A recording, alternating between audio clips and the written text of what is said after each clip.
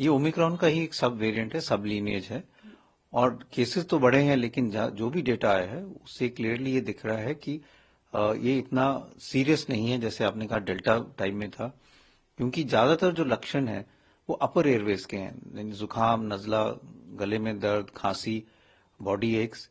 जो हम delta wave में देखते थे कि वायरल निमोनिया हो रहा है, ऑक्सीजन सैचुरेशन कम हो रही है, ऑक्सीजन की जरूरत पड़ रही, ऐसा इस वेरिएंट के साथ नहीं देखा जा रहा।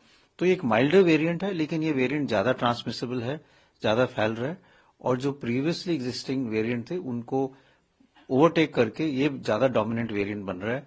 कई देशों में ये देखा गया है, लेकिन हमें सतर्क रहना है, सर्वेलेंस करने की जरूरत है, ऑब्जर्व करने की जरूरत है, लेकिन पैनिक की कोई जरूरत नहीं है। माइल्ड इलनेस ही है।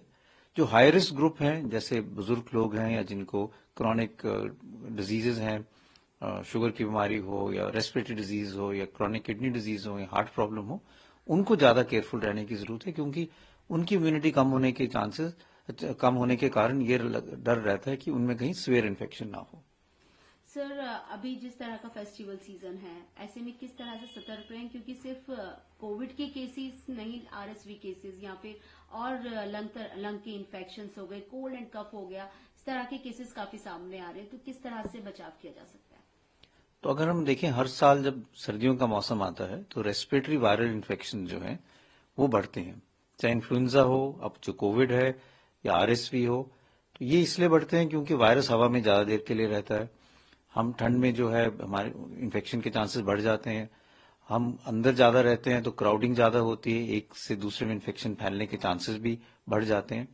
तो इस मौसम में थोड़ा ध्यान रहने की जरूरत है। एक तो अगर हम अपने हाथ रेगुलरली धोएं, कोविड अप्रोप्रिएट बिहेवियर निभाएं। किसी को जुकाम, नजला, खांसी है तो या तो टिश्यू में खांसे या अपने आर्म पिट में, बाजू के अंदर खांसे, जिससे जो वायरस है हवा में ज्यादा ना फैले।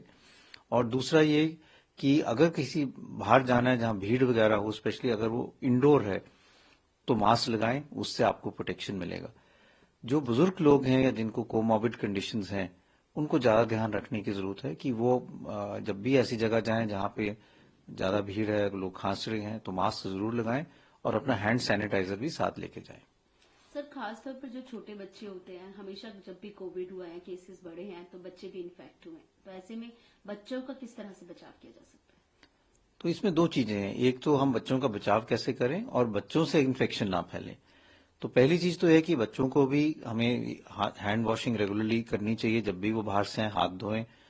कोशिश करें कि वो अपने नाक, आंखों में हाथ ना लगाएं, क्योंकि इन्फेक्शन हाथों से वहां फैल सकता है।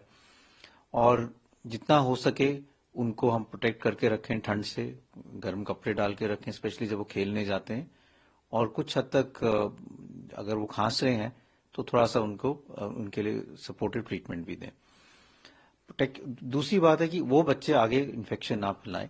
तो अगर किसी भी बच्चे को जो स्कूल जा रहा है या प्ले स्कूल भी जा रहा है, अगर उसको बुखार, जुकाम, नजला है, तो बेहतर है कि वो घर पे रहे, 4-5 दिन घर पे रहे, और जब तक ठीक नहीं होता तो वो स्कूल ना जाए।